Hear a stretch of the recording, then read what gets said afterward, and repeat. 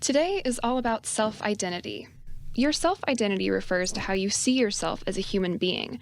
Some of who you are will be the same your whole life, the color of your skin, where your family's from, while other characteristics, like your hobbies, how you dress, or your opinions, may change as you grow and learn more about yourself and the world. It's important to take the time to reflect on these aspects of yourself and to develop an appreciation for how they can be a source of strength as you navigate life's obstacles. Hi, I'm Gwendolyn, and this is Trisha Downing. She is one of my Paralympic champions, and she knows exactly who she is. Trisha Downing discovered her love of sports at a young age.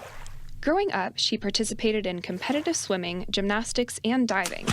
As an adult, while training as a competitive cyclist, a catastrophic accident changed her entire world. But Trisha didn't let this stop her from pursuing her passions. Following months of intensive medical treatment and painful rehabilitation, she started swimming again. Her life was different now, but her enthusiasm for athletic competition had not been deterred. She still identified as an athlete and went on to become the first female paraplegic to finish an iron distance triathlon. Trisha's athletic success provided a sense of pride and self-worth. That's self-identity. Well, my sports story started when I was about 4 years old, and my mom took me to my very first swimming lesson. So that's where I began to just explore my physical awareness and my like or love for doing athletics. And I started competing when I was 7 years old and loved it. I won a lot of blue ribbons, which was a lot of positive reinforcement. And then in high school, I did a combination of swimming and gymnastics. And college, I moved to diving. And that was primarily because I grew to be 5'10", and I couldn't be a gymnast anymore. But my life and my sports world changed when I was 31 years old. I was out on a training ride with a friend, and there was a car that was coming, and I was able to watch my friend get around that car because he had had enough time to notice that it was there but could get around. And I was just far enough behind him that I didn't have enough time. And so the front wheel of my bike hit the front bumper of the car, and I was launched in midair and then landed on the ground. And when I hit the ground, I immediately couldn't feel my legs anymore. So I knew that something was terribly wrong, probably that I was paralyzed. I have felt like an outsider in so many different ways in my life. First of all, I've got 4 brothers, and I'm the only female. I am also biracial, and I was adopted by a white family. And now I have a disability. So I have spent my entire life feeling different, feeling like an outsider. I was in the hospital for 4 months total. And when I got out, I knew that, what really spoke to me, what I was really passionate about in life was athletics.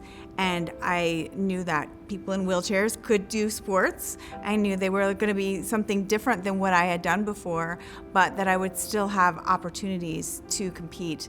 And so I took up, I started swimming again. I took up hand cycling and pushed a racing chair. And before I knew it, I was entering triathlons, local sprint triathlons in my area, and just went to longer and longer distances and ended up being the first female paraplegic to finish an iron distance triathlon. And then from there, I had some shoulder problems, and so I switched sports to rowing. And then I came to my current sport, which is actually shooting. And I am a pistol athlete and have been doing that now since 2014 and competed at the Paralympic Games in Rio. I don't know what really drives the passion to be an athlete, but I just love doing it. It's something that when I wake up in the morning, I want to go do a workout. I want to get into the pool. I want to go to the gym. And, now I enjoy spending time at the range and being really, inside my head and concentrating and doing this very mental sport and seeing just how good I can be. And so I think my competitive desire to really be the best that I can be at my sport is kind of what drives that passion, but also just the fun of it and the feeling that I can teach my body to do all of these different things if I just, work at it to be really mentally aware, physically aware, and emotionally aware of, who you are and where you're trying to go. I've definitely had a lot of moments where I've questioned my self-worth, and I think it's because as athletes we're always comparing. We're looking at other athletes around us, and are they better or am I better? And the comparison can be a driver, but I also think comparison can be a real detractor from what you're trying to accomplish. And so, when I'm thinking about my self-worth, I have to take a step back and I have to look at what I have accomplished.